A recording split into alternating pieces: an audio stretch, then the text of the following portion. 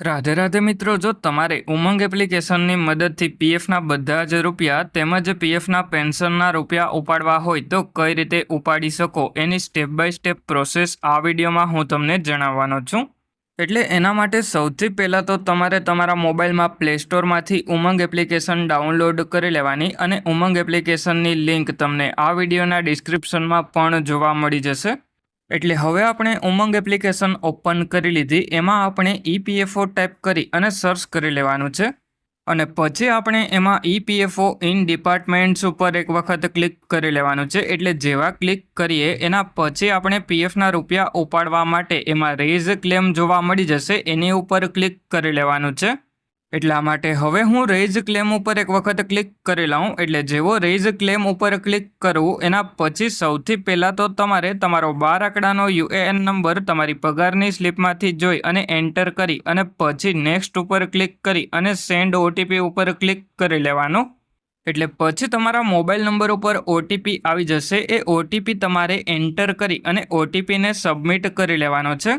અને આ ઓટીપી તમારા પીએફ એકાઉન્ટ સાથે જે પણ મોબાઈલ નંબર લિંક કરેલો હોય એ મોબાઈલ નંબર ઉપર આવે, એટલે એ વાતનું તમારે ધ્યાન રાખવાનું છે. એટલે હવે આપણા મોબાઈલ નંબર ઉપર ઓટીપી આવી ગયો. એ ઓટીપી આપણે એન્ટર કરી અને ઓટીપી સબમિટ કરી લઈએ. એટલે જેવો ઓટીપી સબમિટ થઈ જાય એના પછી સૌથી પહેલો ઇમ્પોર્ટન્ટ પોઈન્ટ એ છે કે તમે બેંકની કેવાયસી પીએફ એકાઉન્ટમાં કરેલી હોવી જોઈએ. કારણ કે પીએફના રૂપિયા ઉપાડવા માટે બેંકની કેવાયસી કરવી પડે. અને પછી જે પણ બેંકની કેવાયસી પીએફ એકાઉન્ટમાં કરેલી હોય એ બેંક એકાઉન્ટ નંબર એન્ટર કરી અને નેક્સ્ટ ઉપર ક્લિક કરી લેવાનું છે. એટલે હવે આપણે બેંક એકાઉન્ટ નંબર એન્ટર કરી અને નેક્સ્ટ ઉપર ક્લિક કરી લીધું. એના પછી સર્વિસ ડિટેલ્સમાં જે પણ કંપનીના પીએફના રૂપિયા ઉપાડવા હોય એ કંપની સિલેક્ટ કરી અને નેક્સ્ટ ઉપર ક્લિક કરી લેવાનું. અને પછી તમારે એમાં એમ્પ્લોયી એડ્રેસ એન્ટર કરવાનું. એમાં સૌથી પહેલાં લોકાલિટીમાં ગામનું નામ, સ્ટ્રીટમાં શેરી નંબર અને પછી સ્ટેટ સિલેક્ટ કરી, ડિસ્ટ્રિક્ટ સિલેક્ટ કરી અને પછી સિટીનું નામ એન્ટર કરી અને પિનકોડ એન્ટર કરી લેવાનો. એટલે હવે આપણે ગામનું નામ અને સ્ટ્રીટ એન્ટર કરી લીધી. એના પછી આપણે સિલેક્ટ સ્ટેટ ઉપર ક્લિક કરી લઈએ અને સ્ટેટ સિલેક્ટ કરી લઈએ. એટલે આપણે સ્ટેટમાં ગુજરાત આવે એટલા માટે ગુજરાત સિલેક્ટ કરી અને પછી આપણે ડિસ્ટ્રિક્ટમાં જે પણ ડિસ્ટ્રિક્ટ લાગુ પડતો હોય એ એન્ટર કરી લેવાનો. અને પછી એમાં નીચેની તરફમાં સિટીમાં તમારે તમારા સિટીનું નામ એન્ટર કરી અને પછી પિનકોડમાં જે પણ પિનકોડ હોય એ એન્ટર કરી લેવાનો છે. એટલે હવે આપણે એડ્રેસમાં બધી જ ડિટેલ એન્ટર કરી લીધી. એના પછી નેક્સ્ટ ઉપર ક્લિક કરી લેવાનું છે અને પછી એમાં I want to apply for claim ટાઈપમાં તમારે ફોર્મ 19 સિલેક્ટ કરી લેવાનું. એટલે હવે આપણે બધા જ પીએફના રૂપિયા ઉપાડવા માટે ફોર્મ 19 સિલેક્ટ કરીએ તો કંઈક આ રીતે જોવા મળી જશે. એટલે એમાં એવું છે કે જો તમે 5 વર્ષથી ઓછા સમય માટે નોકરી કરેલી હોય અને 50,000થી વધારે પીએફના રૂપિયા ઉપાડવાના હોય તો ફોર્મ 121 તમારે અપલોડ કરવો પડે.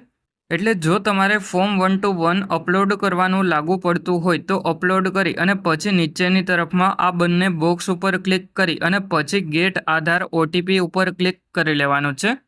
એટલે પછી તમારા મોબાઈલ નંબર ઉપર ઓટીપી આવી જશે. એ ઓટીપી તમારે એન્ટર કરી લેવાનો છે.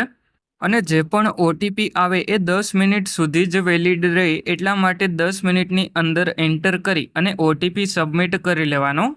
એટલા માટે હવે આપણા મોબાઈલ નંબર ઉપર ઓટીપી આવી ગયો. એ ઓટીપી આપણે એન્ટર કરી અને ઓટીપીને સબમિટ કરી લઈએ. એટલે પછી આપણે ઓટીપી એન્ટર કરવામાં ભૂલ થઈ ગઈ એટલા માટે ક્લોઝ ઉપર ક્લિક કરી લીધું અને પછી ફરીથી જે પણ ઓટીપી આવ્યો હતો એ સરખી રીતે એન્ટર કરી અને ઓટીપી સબમિટ કરી લીધો. એટલે પછી જેવો ઓટીપી એન્ટર કરી અને સબમિટ કર્યો એટલે આપણું ક્લેમ ફોર્મ પોર્ટલ ઉપર સબમિટ થઈ ગયું. અને હવે પીએફનું પેન્શન ઉપાડવા માટે ક્લેમ ટાઈપમાં ફોર્મ 10C સિલેક્ટ કરી અને પછી આ બંને બોક્સ ઉપર ક્લિક કરી લેવાનું અને પછી એમાં નીચેની તરફમાં ગેટ આધાર ઓટીપી ઉપર ક્લિક કરી લેવાનું.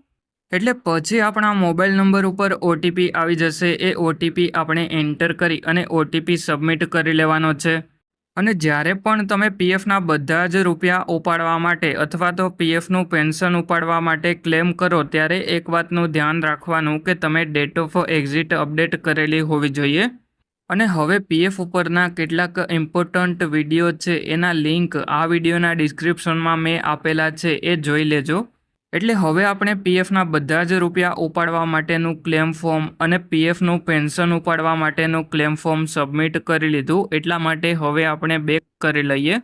એટલે હવે ટ્રેક ક્લેમ ઉપર ક્લિક કરી લેવાનું. એટલે પછી આપણે જે પણ ક્લેમ કરેલો હોય એ ઓનલાઈન સબમિટેડ એટ પોર્ટલ કરીને જોવા મળી જશે અને જ્યારે પણ ક્લેમ સેટલ થશે ત્યારે ક્લેમ સેટલડ એવું જોવા મળી જશે. એટલે આ રીતે તમે ઉમંગ એપ્લિકેશનની મદદથી તમારા પીએફના બધા જ રૂપિયા તેમજ પીએફના પેન્શનના રૂપિયા ઉપાડી શકો. એટલે હવે જો તમને તમારા પીએફ એકાઉન્ટમાં કોઈ પણ પ્રકારનો પ્રોબ્લેમ આવતો હોય તો મને કમેન્ટ કરીને જણાવજો.